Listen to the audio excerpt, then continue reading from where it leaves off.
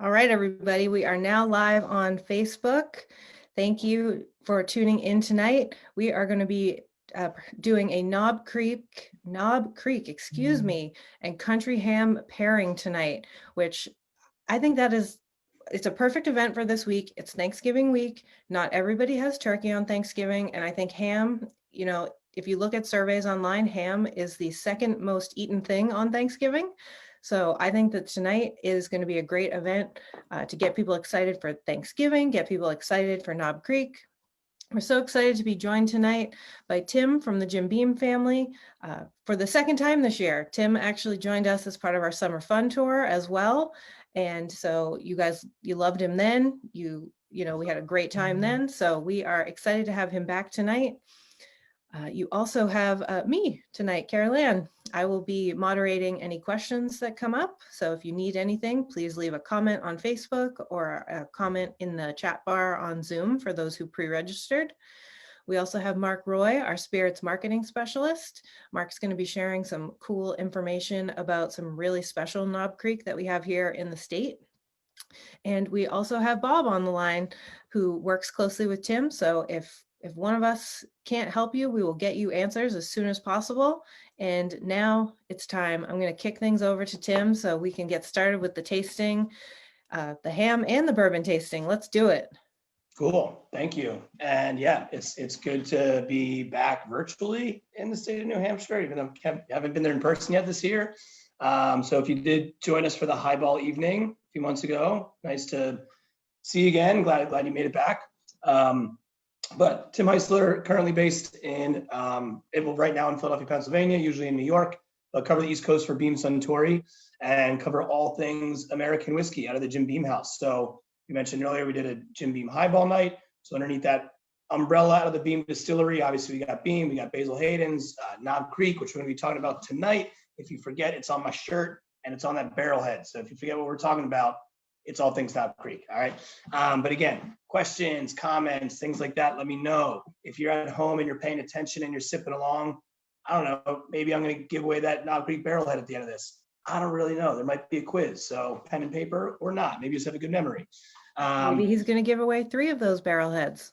I can neither confirm nor deny this at this moment. There might be 3 of them. I don't know. I can't hang 3 up behind me. I don't know. But tonight, the reason we wanted to do, Caroline kind of touched on, I mean, we're going into Thanksgiving, into the holiday season. And I mean, we all know this holiday season is going to be very different than what probably we're used to. I know for one, I'm probably not doing a Thanksgiving dinner this week with my normal large, I'm one of 5, very big family. I just don't think it's going to happen. And one of the reasons I wanted to do this is because as we get into this new, almost like age of hosting, as like smaller groups, things like that, we really kind of, we do a little nod of our hat, a little tip of our hat to our 6th generation master distiller. His name was Booker No. And we're going to talk a lot about Booker tonight and what he did for the bourbon industry, and in particular, also obviously for our distillery at the James B. Beam House. But before we talk about him, we got to at least start off with just like tonight we're going to be drinking bourbons and ryes. But like let's just define them real quick, get it out of our system, so we're all on the same level playing field, right? So bourbon 101, biggest misconception is that we all have to be made in Kentucky. By law, we do not. Okay, so the ABCs of bourbon. Rule number 1, we got to be made in America. Rule number 2, we got to be made from at least 51% corn. That's going to be the grain that we cook, ferment, and distill to create our spirit. The secondary grain is usually either rye or wheat, if we're looking at a product like Maker's Mark, and then we got some malted barley in there as well. Last but not least, we got to be aged in a brand new charred white oak container. You can only use it once. We cannot reuse our barrels and call it bourbon. And we're going to talk more about those barrels and what happens to those barrels afterwards. Coming off the still, no hotter than 160 proof or 80% alcohol. Entering the barrel, no hotter than 125 proof. Last but not least, when we get put into this beautiful bottle to be at the liquor store or at our homes, no lower than 80 proof, no lower than 40% alcohol in that bottle. And then you follow those guidelines and you got bourbon whiskey. So that's where we are. That's where we're going to start with. But bourbon, a little bit about the history of bourbon. What happened to bourbon? Why do we talk so much about Booker No, especially this time of year? Well, I mentioned earlier during the Jim Beam highball night, this year we're celebrating 225 years of whiskey making at the Jim Beam House. Jacob Beam was our first master distiller, sold his first barrel or first type of whiskey in 1795. It probably wasn't all being barrel aged back then. It was probably just white whiskey, right? And now, 225 years later, we are still in Claremont, Kentucky, making whiskey underneath the last name Beam, which is super exciting. But Booker Noe is our sixth generation master distiller. He was Jim Beam's grandson, or rather grandnephew. Obviously, you see that last name switch. Jim Beam handed off the distillery to his son, T. Jeremiah Beam, became our first global ambassador. He's the reason Jim Beam White Label is the #1 bourbon in the world. T. Jeremiah Beam had no children. So when it was time for him to hand off the distillery, he handed it off to his nephew, Booker Noe. It was his sister's son. So that's why we see that last name switch from Beam to Noe. If you ever want to see all those generations of master distillers, you can pick up a bottle of Jim Beam White. My lighting's a little too bright in here, but you got all 7 generations of master distillers printed on the side of that bottle. Our soon-to-be 8th generation master distiller, Freddie Noe Jr., 33 years old. He's awesome. We're going to talk more about him later as well. He's not quite a master distiller yet. He'll be the first one to correct me. He is just a distiller. He's not yet a master distiller. I don't know what happens when we hand off the reins, but it just hasn't happened yet. So he is a distiller, not quite a master distiller. But Booker Noe, he's the reason we have brands like Knob Creek. He's the reason we have brands like Booker's and Baker's and Basil Hayden's, all of our small batch whiskeys. But aside from being known for making fantastic bourbon, Booker liked to eat. He liked to drink. He liked to dance. He was also known for making hams. It kind of goes hand in hand with a lot of our distillers down there, is doing Kentucky style country ham. Now, what does that exactly mean? It's a dry rubbed ham as opposed to a wet rub. So it's going to be cured and aged usually for about a year. I got a few different variants here on my little Knob Creek cutting board. I believe an email probably went out from Carol Ann and some of our favorite producers of Kentucky country ham. Fathers, Newsons, those are a few. Everything I have tonight in front of me is all coming from Fathers, because my cousin may or may not have eaten some of the hams that I ordered. Because I get these small packages, and I guess I didn't tell him I was sending them here to Philadelphia. So I'm missing some of the other hams I wanted for this evening, and my cousin David had a nice little feast over the weekend while I was away.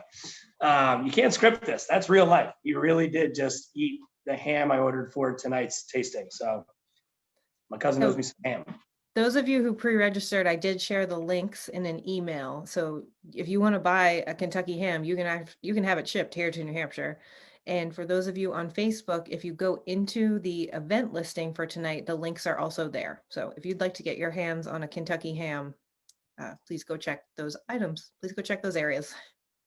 Thank you for that. Yeah, great local Kentucky ham makers. And it really is like, it's a hand-in-hand pairing. It's why tonight we said, hey, if you're at home and you ordered some, or even just got some local ham, like these two are just a match made in heaven. You know, a lot of the pigs down in Kentucky are usually also corn fed, right? We're talking about corn being the base for our bourbon. So there's a lot of just similarities as well. When we get into fermentation and distillation, and then all of our spent grain at the end of our day of distilling, a lot of that is literally trucked out, and it is food for a lot of livestock around the state of Kentucky and elsewhere.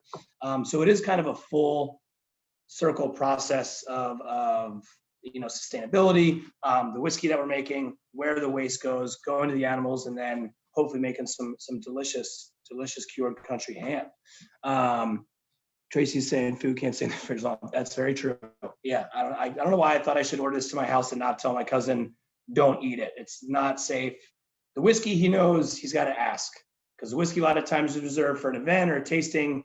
He knows better than to touch the whiskey without asking. But the ham thing, he just didn't know what I was doing. So anyway, we're going to jump into our first tasting.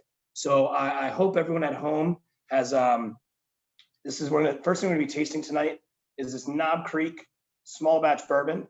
I mentioned earlier, I said Booker was kind of this creator of small batch, right? So in the late 1980s, mid 1980s, early 1990s, bourbon was not very cool, wasn't very hip. We're sitting on a lot of older stock whiskeys. At the time, the kind of trend we saw in the drinking world, people were getting into vodka, gin, clear spirits. A lot of the brands that we had at that time, still brands that we make today, brands like Old Crow Old Granddad, Old Overholt. We're getting the idea, right? Old Tub. Just a lot of kind of like ancient and, brands that just weren't as cool. Booker had this idea of doing small batch whiskey. And I always like to define small batch because I think you can walk into just about any beer store, wine store. You might walk into the grocery store and find like small batch baking, Betty Crockett. I don't even know. But small batch is just everywhere. There's no numerical definition. Okay, so small batch just means it's more than one and it's less than all. Okay, so it's not a single barrel. It's not all of our barrels. Okay, so currently at the Jim Beam Distillery, we are aging, sitting on just about 2.2 million barrels of whiskey right now. We like to tell people that we cannot drink all of that by ourselves in the state of Kentucky. So we thank you at home for helping out and doing your part, because there's no way we could consume it all. So thank you for doing your part and drinking some bourbon with us. So Booker in the late 80s, this Knob Creek was introduced in 1992 as our 9-year age statement, 100 proof small batch. So small batch, but we're taking barrels from more exclusive and smaller parts of our warehouses. If you were to walk around a warehouse of ours at the Jim Beam Distillery, if you were to hit the top floors, the sides of, by the windows and the bottom floors, it's probably going to see a lot more brands like Jim Beam, like Old Overholt, like Old Granddad. They are larger batched whiskeys. More barrels are coming together to create that brand of whiskey. So if we got some like hot barrels on the top floor and some cooler barrels on the bottom floor, it's okay. We're gonna balance them out because it's a larger kind of batch. When we're talking small batch, I'll use Knob Creek as an example, roughly 450 to 500 barrels per batch, all coming from more centrally located parts of the warehouse. You see better maturation, better airflow, better climate. All of that is what leads to this harder and more consistent and just much more robust flavor. This 9-year age statement, it did unfortunately come off the barrel, off the bottle a few years ago. We are very, very excited, 2020, to put this age statement back on our bottle. Lets you know that every single drop of this whiskey is at least 9 years old. If you see an age statement, it means it's the youngest drop of liquid going into here. I like to ask people, I say, well, what were you doing 9 years ago? If you don't want to put it in the chat bar, that's okay. We don't need to call it out all at once. But, I think about all the things I've changes and where I was bartending at a whiskey bar. Any bartenders or servers or hospitality professionals out here, hearts with you. I can't wait to sit at your bar again in person till last call, till you tell me I got to go. Can't wait to do that again. It's coming back. I can feel it. I see Mark laughing. Yeah, no, yeah, we're all itching to get back in those bar seats. I know. So let's have a little Knob Creek poured. I'm gonna shut up for a minute while we taste this. So I already got my glass here. So as we go before we actually nose or taste this, I want you to take a look at the color on this whiskey here. See if my camera lighting is coming through okay. So one thing you gotta understand is we cannot add any caramel coloring or flavoring to this liquid and still call it bourbon. All right, and day one, our whiskey is as clear as water, it's as clear as vodka. So 100% of that color is coming from that brand new one-time use barrel. Like I said, we can't add caramel coloring, can't add flavoring called bourbon. So if you get a look at the color on that, we don't always like to say our whiskey's brown. Let's talk about some other, like maybe that's like a nice, really kind of rich golden color. Let's get the light. There we go. So you get the look at the color on it, could give you an idea of maybe how long that whiskey sat in that barrel, right? Obviously, the longer it sits in that barrel, 9 years, the more color it's going to extract from that barrel. The other thing it could maybe tell you is the proof on it, the alcohol content. I mentioned this is 100 proof, 50% alcohol. When we dumped these barrels out at cask strength, the alcohol content was much higher. Could have been around anywhere from 119 up to 135, right? So higher alcohol content. We need to add some deionized water to bring that whiskey to its bottling strength, 100 proof. So how much water do we add? Obviously, the more water we added, the lighter the color. So this color give you maybe a good idea of the kind of flavor you can be looking for. We call it the Kentucky hug, when it hugs you from the inside out, right? How big of a hug is this glass of bourbon going to give you? Is it like, haven't seen you in a year because of COVID, what's up, like big hug? Or is it like, I saw you last week, like what's going on, like little pat on the back? Different kinds of hugs are going to come out of these whiskeys, right? As we go to nose our whiskey, always recommend keeping your lips open, right? It is a 50% ethanol. So if you get a big old whiff of ethanol shooting up your brain, kill your olfactory sense. And if you can't smell, you can't taste. So to keep your lips open helps to naturally circulate your breathing. And if you haven't been down to Kentucky, Well, we're not doing tours right now because we're building a new distillery at the Jim Beam Distillery. But when tours are available again, you come down, you visit us, you walk around the warehouse. This is the exact aroma, the exact sensation you get walking around those warehouses. Give that a little nose. And then as we taste this, I'm going to do an initial taste, kind of quick one, kind of warm up my palate, and then go back and really let that whiskey kind of hit every aspect of your mouth, the sides of your cheek, the back of your tongue, the roof of your mouth. You want to roll this whiskey around, really get that full flavor profile that we're looking for in the Knob Creek. Little sip. I know Caroline and Mark can't be joining us in the tasting right now. So if you are tasting at home with me, go slow. You know, there's a difference between drinking and tasting. And when it gets to something like this, when you get in these 9-year or age statement whiskeys or any of these hard-earned flavors, it's take your time with it. I mean, again, it took over 9 years to get it to us right now. So this whiskey's seen a lot. So take your time as you dive in. People always ask, how do you maybe train your palate to pick up some of these different flavors? I think when we read tasting notes, there's a lot of the big keywords we're taking. We're looking for those caramels, those vanillas, right? Maybe there's some leather, maybe there's some tobacco. But I always kind of I ask people, I say, if you get fruity notes, well, what kind of fruit? Is it dried fruit? Is it ripe fruit? Banana is a pretty big term for some of our younger spirits. I don't get a lot of it with the Knob Creek, but I ask people, well, is it a ripe banana or is it like a banana runt, like a candy, right? So ask yourself those questions. If you smell caramel, is it like a candy? And that stuff, you know, your palate is right. Whatever you're tasting at home is correct. You're not wrong, right? Everyone's got their own palate. So if you woke up and you had bacon and eggs and someone else woke up and they had cold pizza, I don't know. It's going to change how you taste throughout your day, right? Everyone had something different for breakfast. Maybe someone's a vegetarian. Maybe someone had a spicy cigar last night. All that's going to change how you're tasting right now. I'll go back for my second sip.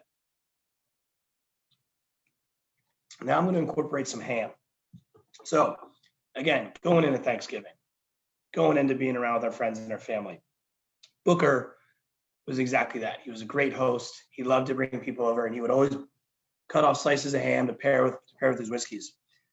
Why this works so well? Because I mentioned some of these flavors we're getting out of here. Caramels, vanillas, especially with the Knob Creek, and extremely big bodied bourbon, right? You get some of this salt and sugar cured. So this is actually one I'm having right now. Again, I mentioned Father's Country Hams. They got these cool little, great for like sharing if you're, let's say, you're going to put together a little cheese and meat plate, especially now if you want to have everyone have their separate plates so not everyone's touching each other's plates. I get these for all the time. They're called squealers. There's these little kind of pre-cut. I mean, you get a Sunday football game going, you got a little plate of these and some cheese out, things like that. They're great. But fat, sugar, salt, all cured and aged. The way that this ham, like I'm going to go through a piece and revisit this whiskey, it's a match made in heaven. I mean, any chef will tell you that alcohol loves fat.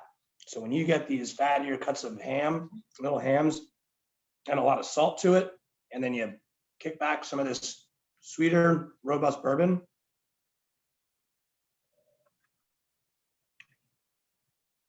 I'm not a chef.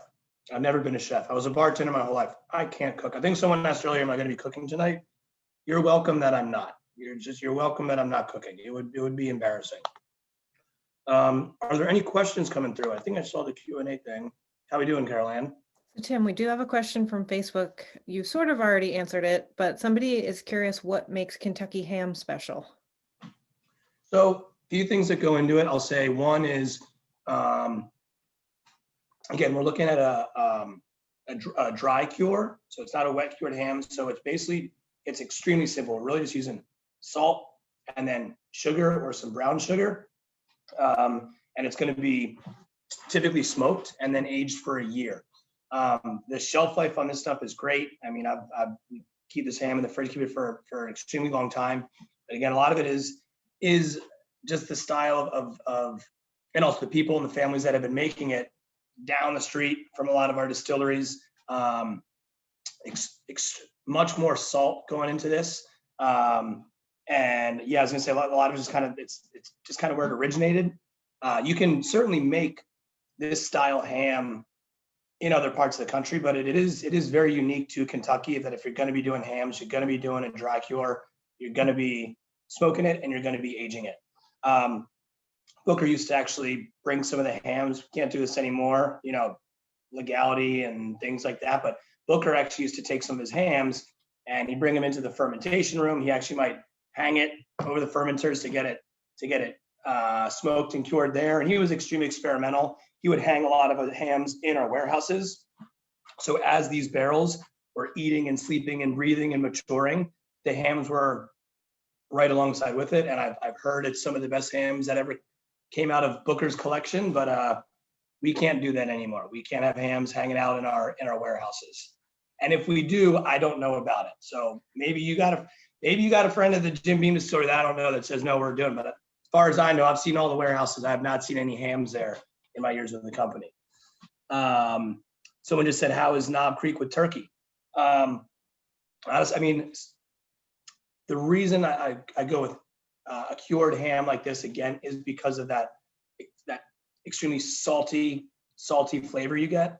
I hope you don't over salt your turkey. No one wants to have an overly salted turkey, right?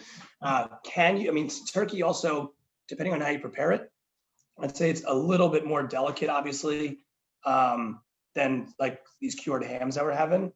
But what else are you putting with it? Are you gonna have like a heavier gravy? You're gonna have some heavier sides? Yes. Can Knob Creek go with turkey? The answer is yes. Knob Creek can go with just about any entree, if you ask me. But maybe do a cocktail. You know what I mean? Again, turkey being a little bit of a leaner meat with not as much fat on it. Maybe like a Knob Creek Old Fashioned, because then you're gonna add a bit of dilution, some citrus, some bitters, a little bit of sugar to that glass of Knob Creek. It's gonna ease it up a little bit. You still know you're getting 100 proof bourbon cocktail, but I think that's going to just play a little bit better. It's going to soften it up. You know, I'm a very firm believer that if you're doing a tasting, if you're hosting, the food and the drink should always go hand in hand. I think I told someone this the other day because I went over to someone's house and they're very gracious and generous hosts. And I used to, when I hired all the bar backs or the bartenders or any server or anyone at the restaurants over the years, I would always kind of make this kind of joke. I said, there's two kinds of people in the world, if you ask me. There's the type when you walk into their house, before you know it, your shoes are off. You got a plate of food. You got a glass of wine in your other hand. The conversation's flowing. You got your feet up in the lazy boy chair. You don't even remember seeing that lazy boy chair when you walked in, and conversation's great. That's the first kind of person, right? The other kind of person is you walk into their house and they say, beer's in the fridge. Okay, it's kind of like, it's very, very drastic, but those to me are like when it comes to hosting and to hosting dinner parties or hosting little tastings at your house, those are the two kind of, and at a restaurant, obviously I want type one. I want someone walking to a restaurant and next thing you know, they're like, oh my, how do I have this $50 steak in front of me? Like, I don't know, it just happened. It's crazy. Oh yeah, you got to pay for it though, don't forget, and tip. But like that was who I wanted to be working at a restaurants, right? So experiment. You know, if you're going to be doing turkey and you got a bottle, mess around with some different drinks. Maybe you realize that 100 proof coming from that Knob Creek is maybe a little overpowering on a turkey. Add some ice, add some water. There's no wrong way to enjoy bourbon. You know, people always say, how do you drink your whiskey? Well, I always like to try it neat. I like to try it how the producer produced it and put it into that bottle.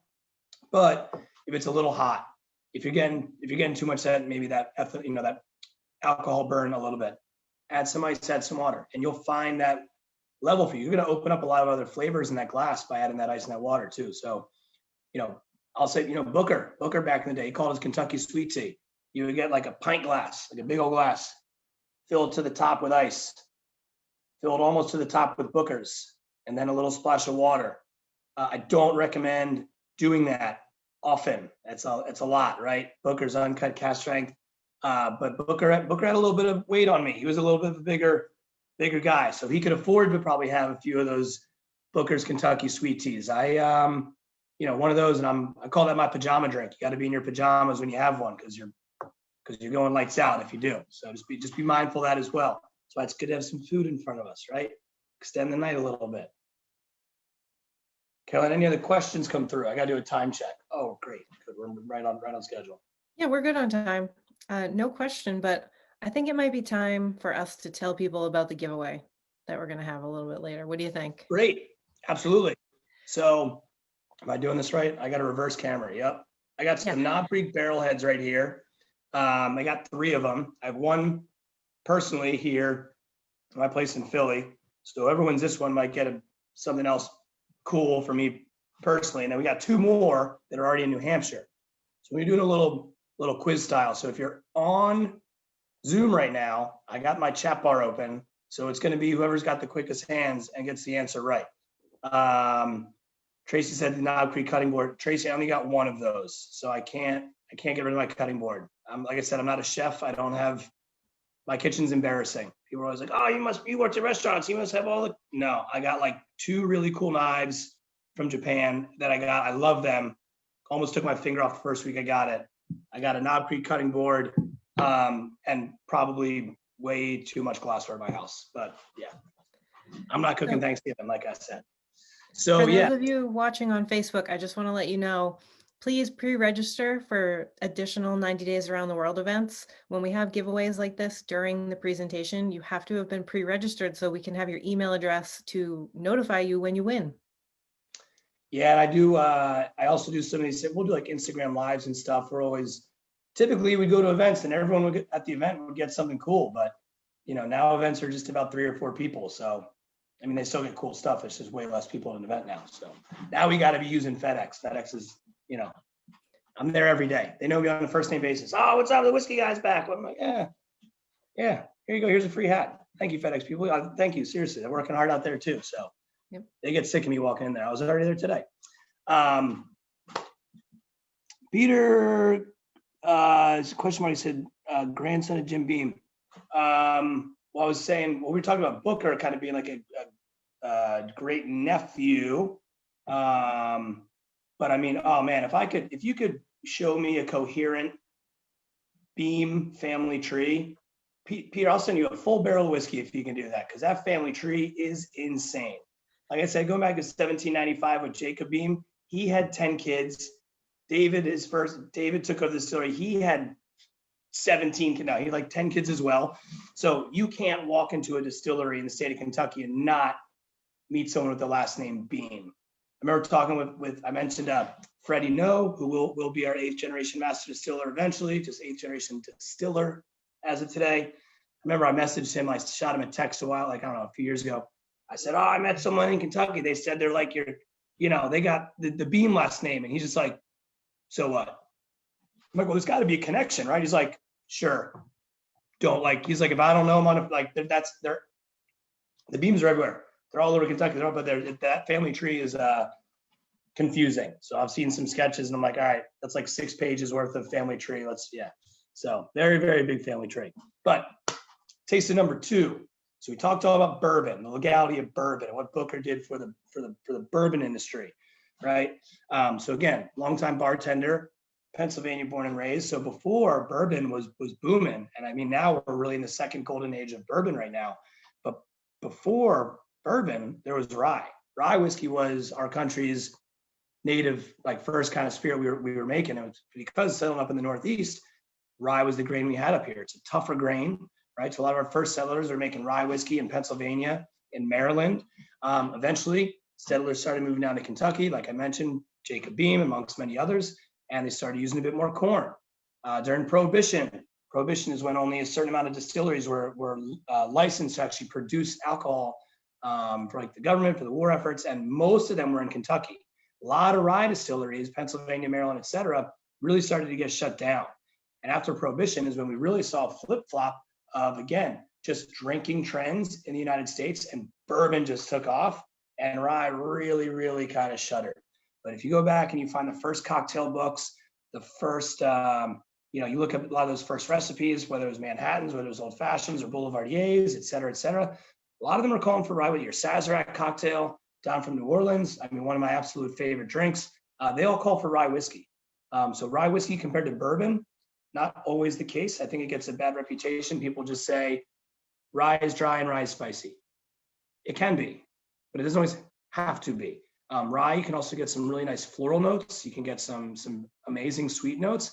But yeah, typically if you think of rye as a grain, it is a slightly drier and maybe a bit more bitter. And like, again, if you make rye bread versus cornbread or versus wheat bread, they're different styles of bread.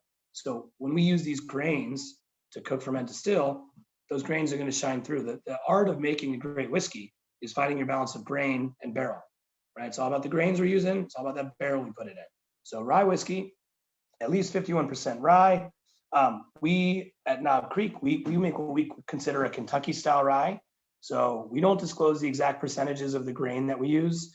Our distillers will tell you it's proprietary. It's 3 numbers that add up to 100. So your guess is as good as mine. Fred and Freddie haven't told me out of their lips, the exact percentages. So I'm not going to tell them to you because I don't want to lie to you.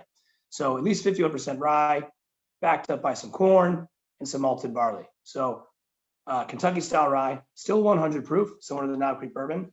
But this for me, and the ham that I got a different ham. This was a honey glazed ham because this rye, like I said, could be a little bit drier. Like I tend to get it on the sides of the cheek. I know I'm drinking rye when the sides of my cheek feel it a little bit. I love it. And again, when we're talking cocktails, Sazerac cocktails, Boulevardier cocktails, I can throw them in the chat. 2 of my all-time favorite rye whiskey drinks.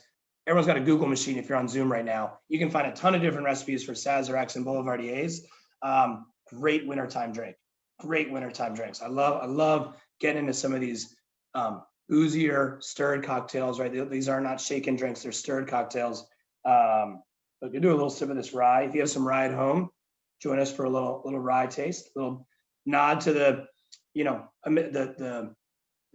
whole story of American whiskey making. Right? Like I said, started off with rye, moved into more bourbon. But rye's making a really big comeback.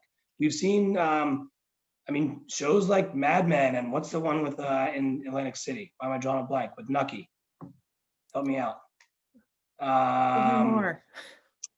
It's on HBO. Steve Buscemi. Boardwalk Empire. Sean. Yes, Sean. Thank you. So we've seen shows like that really drive this resurgence of rye whiskey coming back and becoming cool and people understanding a lot of these cocktails were meant to have a rye. So we do a little sip of this Knob Creek rye, change it up a little bit. Different ham. Like I said, this one's got a honey glaze on it. So I wanted something a bit more sugar, a little bit of honey to kind of contrast that maybe dryness that this rye will give us. So while Tim tastes that one, I'm just going to give a couple shout outs from people on Facebook. We've got a handful of people saying hello to Mark this evening. So hello, Mark. And John would like Tim to know that, Tim, you're the man. John, I appreciate you, but that's not how you win a Knob Creek Barrelhead, but I appreciate you. Maybe it is. I don't know. Drop me an email. Maybe I'll see if there's another one.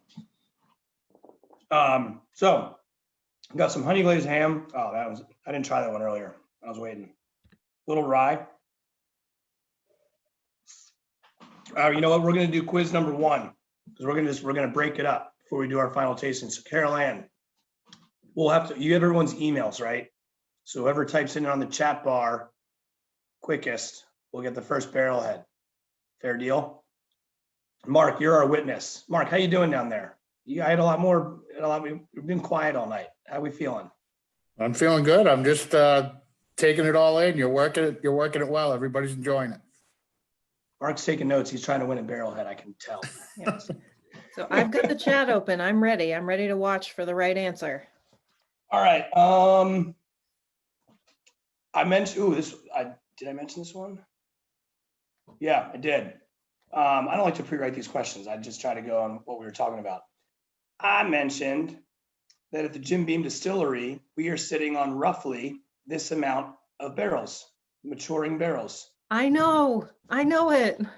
I guess Michael French, I think, was the first one in there. Man, Yes, everyone's he paying was. attention. This is great. Michael French, you got a Knob Creek Barrelhead coming your way. They're nice. They're legit. If you haven't been to our warehouses, to our distillery, or to the cooperage, which is, oh my gosh, you come down to Kentucky when you're ready to come down to your Kentucky, bourbon trail. One place that's not on the trail, it's not listed, Independent Stave Company. They're independently owned, family owned cooperage. They are in Loretto, Kentucky. So they're about 45 minutes about south from the Jim Beam Distillery, but they've been family owned.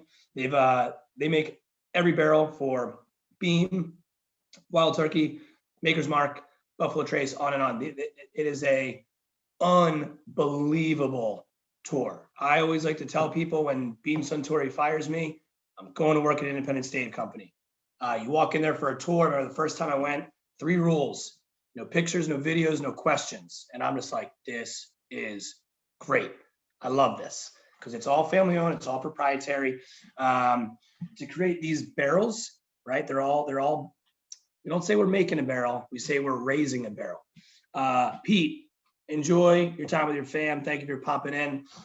We say we're raising a barrel. So full barrel of whiskey, once it is constructed, it's about 30 to 33 different staves, right? 33 different staves. There's no glue involved. It's all just pressure and heat and then metal rings to get that barrel shape. All right, so a kind of standard barrel for whiskey making is 53 gallons. At Jim Beam and at Knob Creek, we do a level 4 char, basically just an open natural gas flame inside that barrel. As that fire hits that wood, it pulls all of the remaining wood sugars to the surface, like they rush to the surface to protect itself, right? That's what creates that char. And right behind that layer of char is those sugars, caramelized sugars. So that's what the whiskey interacts with, is it's going in and out of that char and in and out of that layer of caramelized sugars to get the color and about 75% of the flavor that we're going to see in this glass of whiskey. So full barrel, 53 gallons, it's about 500 pounds. And every one of those barrels that we get is loaded into our warehouse by hand. It is a very labor intensive job to raise a barrel. It's a very labor intensive job to fill them, to get them into the warehouses. Anytime I go down there, I try to get into the warehouses and see if they won't let me roll some barrels around. They usually entertain me for a very brief period of time, and then they tell me to get the hell out of the way because I am not good at rolling barrels. But get the steel toe boots on, get dirty, and it's a tough job. At Independent Stave Company, they do 2 10-hour shifts per day to produce these barrels. Again, very fast, hot, loud place. They won't tell you how many barrels they make a day. They won't tell you how much they cost because everyone's probably a little different based on how many they're buying. They won't sell you one unless you're, probably buying them in bulk because that's just the scale to which Independent Stave Company is operating now. But remarkable place, and makes really, really phenomenal barrels. So yeah, again, when travels back, I really hope y'all can get down there and check it out. A full barrel, I mentioned 53 gallons. If that barrel remained full during its entirety of maturation, it comes out to about 240 750s. But we all know that the barrels don't stay full because of the angel share, and we lose a percentage of our whiskey as we mature it, right?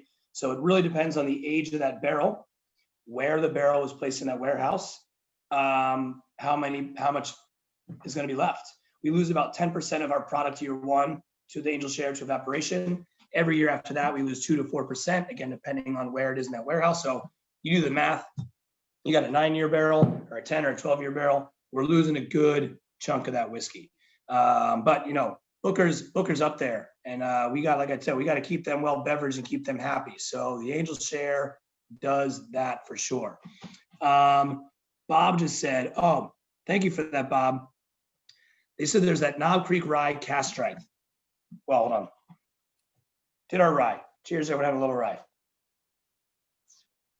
Monday night, holiday week. So I'm not wasting any of these this evening. That's going to go there for the end of this. And I'm gonna grab this one. So we talked cast strength, right? We talked about, we add a bit of water to bring this to 100 proof. Add a bit of water, bring this to 100 proof. We've done an annual release of this right here. This is a Knob Creek. Where is it? Cast strength rye. Right, so that means when we're dumping this rye out, we're not adding any water to it. We basically run this whiskey through a glorified cheesecloth so that it doesn't have any wood particles floating around in there. It doesn't look very pretty on the shelves at the liquor store, at the bar, if there's wood floating around in there, right? Like, oh, is that extra protein? No, it's just wood and char. You don't really want that in there. But at cast strength. So if you are a rye whiskey drinker, This is one of my absolute favorite just showings of what rye whiskey really can be out of the barrel. It's, I mean, you can hear it in my voice. I like overproof whiskey. People say your palate, maybe it's destroyed. I like to tell them it's like a cast iron skillet and it's seasoned. Okay. So I like some higher proof whiskey.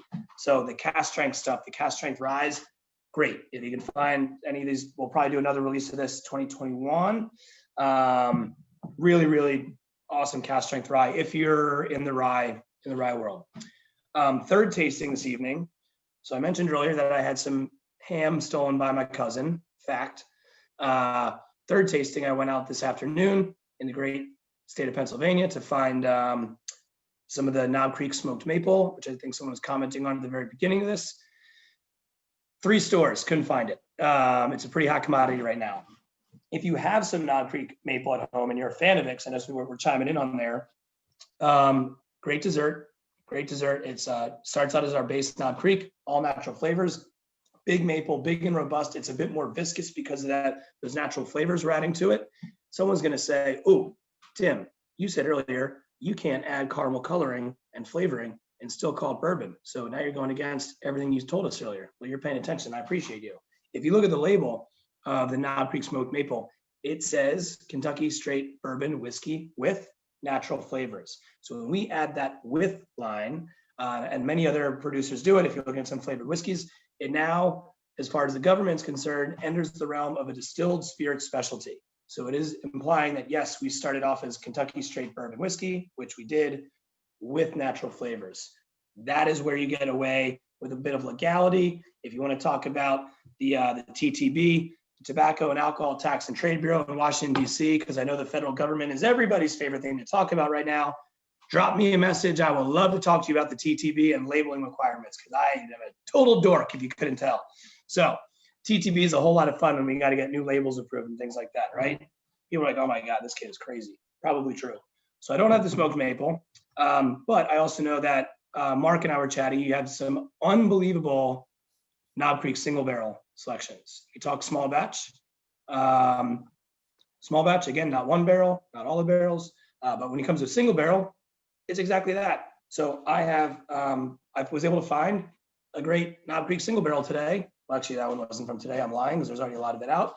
But this is just one of my favorite single barrels I had kicking on my home bar. So I don't have the smoked maple. I'm going to treat myself to some Knob Creek single barrel. These single barrels are always bottled at 120 proof. So again, proof's coming up. Mark, actually, do you mind? I think you said there's a few different barrels in the state or different stores. Is that correct?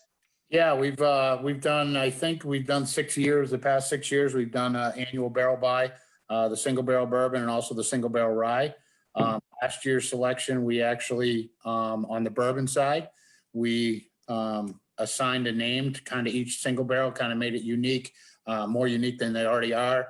We named it for each county within the state of New Hampshire. So we have a Belknap County and we have a Merrimack County and a Coos County. And so they can go out and we tied the tasting notes. I do all the tasting notes for the single barrel selections. And then with the single barrel ryes, we named them after the region. So I believe there's like Lakes Region 1, Seacoast area.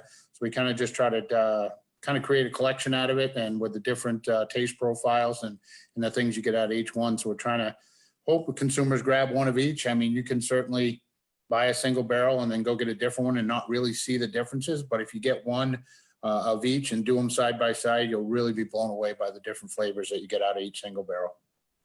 Yeah, 100%. That's, people always, if you haven't experimented with a lot of different single barrels, it is unbelievable how much of a difference we see barrel to barrel. Again, these barrels they're hand-raised barrels. Whiskey gets put inside, again, 9, 10, 12, 15 years. A lot happens. And we don't regulate it, or like I said, warehouse is not climate controlled.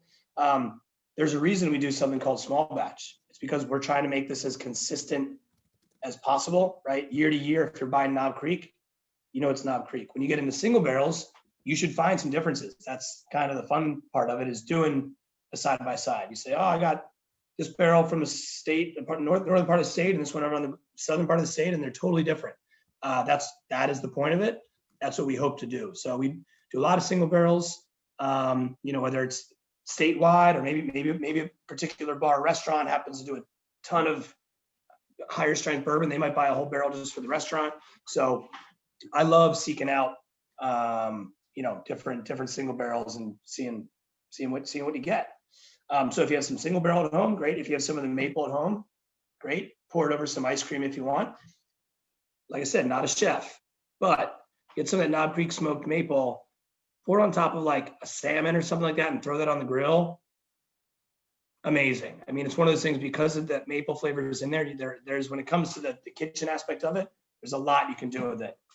I'm sure it would pair so well with these hams as well because of that sweetness coming out of the smoked maple and the saltiness from these cured hams. It would just play a really good balance. But for my dessert, I'm gonna do some single barrel. I think I got to do quiz number 2 because we're getting close to time. Were there any other questions though that I might have missed before I do my questions? Well, somebody asked for tonight's code word, but I haven't shared it with Tim, so I'm going to have to be the one to tell you guys the code word for tonight. So tonight's code word is Claremont. So make sure you enter that into the app to get your points for joining the event tonight, get you one step closer to winning that ultimate home bar. So I was wondering so yeah, I put it in the chat. So they spelled it right. Yes, that's Claremont, Kentucky. That's where all the whiskey's coming from. I miss it there so much. Man. Soon, 2021 will be back down there, Tim, I got to tell you, the smoked maple, I go on a camping trip with the guys every year and I do all the grilling for the group. And every year, one of the nights is a ham. And I take that cheap little packet of stuff that they give you and throw that over the shoulder. Use a little bit of water, spring water. And then I use about half a bottle of the smoked maple, pour it over the top, and I cook it for about 6.5, 7 hours on low heat. And it is unbelievable. People think I'm making up this bourbon and ham thing. This is real. Even you're doing it. Yeah, there you go. That's great. That's I great. think we're all going to be going camping with Mark next summer. Mm-hmm. I will consider this my official invite because I can't enter to win all this other cool stuff. So I'm just going to go camping. I will make sure to provide all the smoked maple that you need. I'll plan better than the day before the event to get it. So like, hey, you guys got that in stock? All right, cool. Yeah. The thing is, we used to be able to get samples sent to us. Can't even do that with COVID. Somebody is curious if you know where the maple comes from. I do not. So I'll say when it comes to that's going to fall more kind of like on our innovations department. We have the Global Innovation Center at the distillery. Other than the fact that it's entirely natural, we don't really disclose it. I'm going to say from what I've gathered, it's because we might actually change the sourcing on it, or we could. So we'd rather just not say it, other than we want to produce a consistent product. So every time you open up a bottle of that, it should be consistent, but I don't know where we get it from. And anytime I email them, I get a very generic response of, we're not telling you. I'm like, all right, cool, it's fine. I'm not on that email chain. I'm not supposed to be on that email chain. All right, that all comes to like supply and who we're sourcing from. So when it comes to like the whiskey itself, that's where we get, at least for me in particular, a lot more oversight and just kind of understanding. When it comes to doing, same thing, like we have a whole flavored line under the Jim Beam brand, right? We have like a Jim Beam apple and a Jim Beam peach. And I'll tell you that 2021, we're releasing Jim Beam orange and it's going to be awesome. This is being recorded. Well, whatever. I just dropped the ball. Sorry, not sorry. So Jim Beam orange is going to be coming out. It's actually really, really tasty. I'm not normally one to, go into the flavor direction, but I don't know. I love having like a boozy brunch drink. And so it plays really well, like doing bourbon style brunch cocktails with the orange flavor too. It's pretty cool. So question number 2, have your chat bars in your fingers ready to rip. Question 2.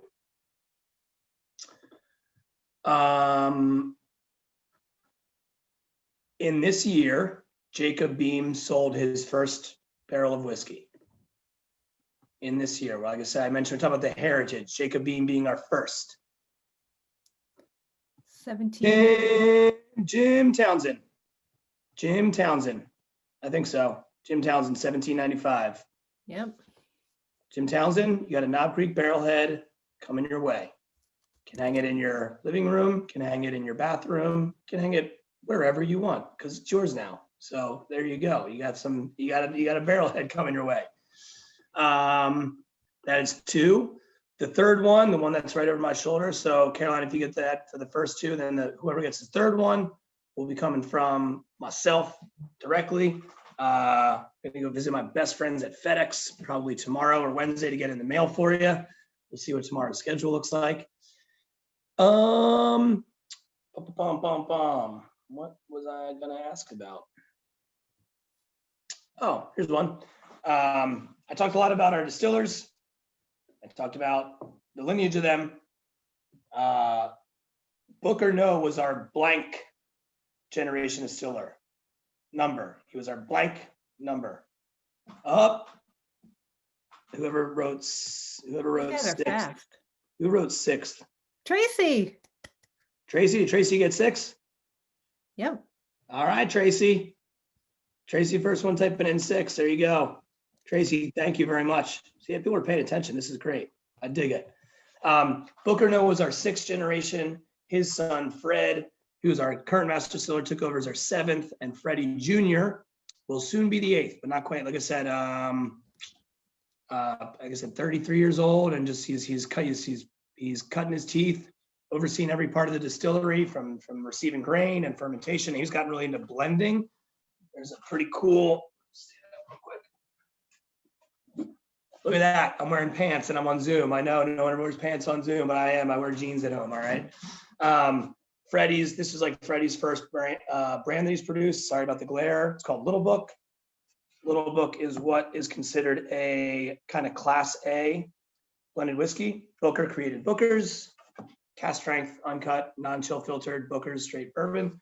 Little Book is a combination, all uncut, cast strength, non-chill filtered whiskeys, but he's blending different styles of whiskey to come together to create Little Book. So this is actually the chapter 4, the 4th year that he's released it. Every year, Freddie's blend of Little Book changes.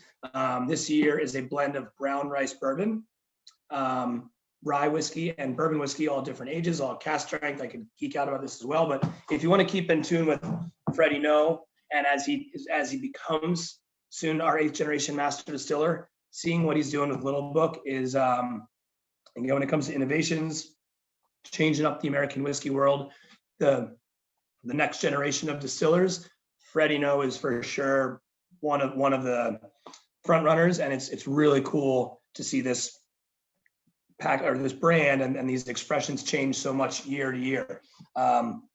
Last year, chapter 3, and this year, chapter 4, I think are the standouts. Chapters 1 and 2 were great, but now Freddie's really kind of found his technique and his blending style. So really cool if you're into, following along the journey of Freddie becoming, like I said, the soon to be next generation. So I think we're almost at time.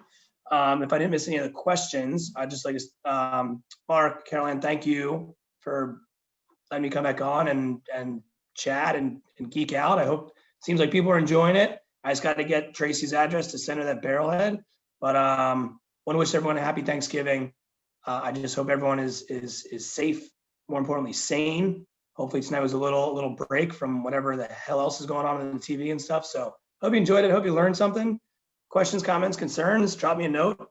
I'm just going to change my thing here to my Instagram handle because that's the easiest way because emails, I'm not looking at emails right now, but questions about if you want to get geeky on anything whiskey, you can hit me up right there. I'm pretty quick to respond, but yeah, thank you. Caroline, did I miss any questions?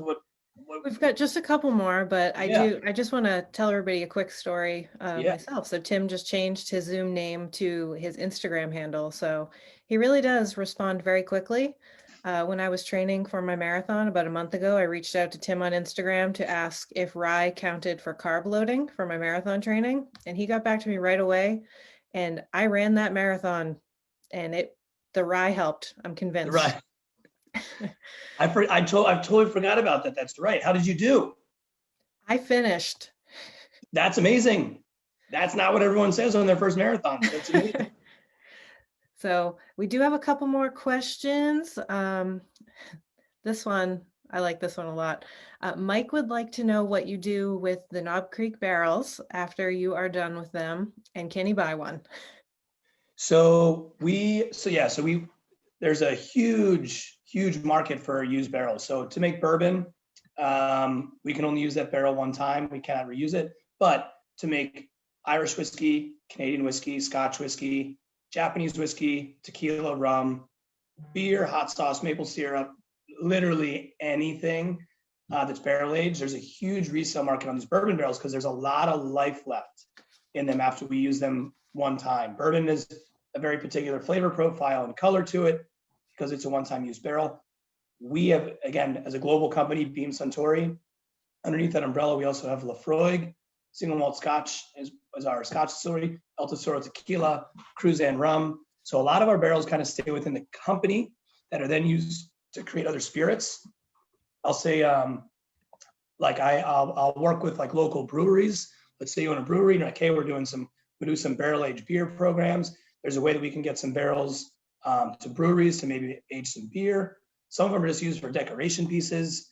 But as an individual, if you just like want one for your house, I'm sorry to tell you, like, it's not the easiest thing to do just because the demand is so high currently. If there was not a big demand, I'd go to FedEx and I'd send you one. But there's a pretty long list of people that can use them, and also like we use them in the company. But yeah, if you're a whiskey drinker of any sort, because again, in Scotland, Japan, Ireland, you can reuse them pretty much until the barrels are just don't have anything left in them. Yeah. Awesome.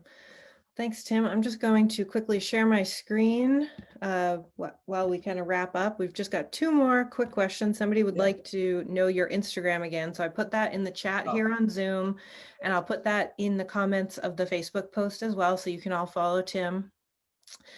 And then somebody asked which marathon I ran. So I have no shame in shamelessly plugging that I ran the Manchester City Marathon. I'll give it up. I have not done a marathon, but I will say quarantine did make me start running. Correction. Quarantine made me start jogging. I can't claim to be a runner yet, but I will say that I jog because that's where I'm at. I'm not at the running steps yet, but I'm jogging. But that's amazing that you did it. That's impressive. Well, when we get to have our distiller showcase next year and you're in town, maybe we can run the race together.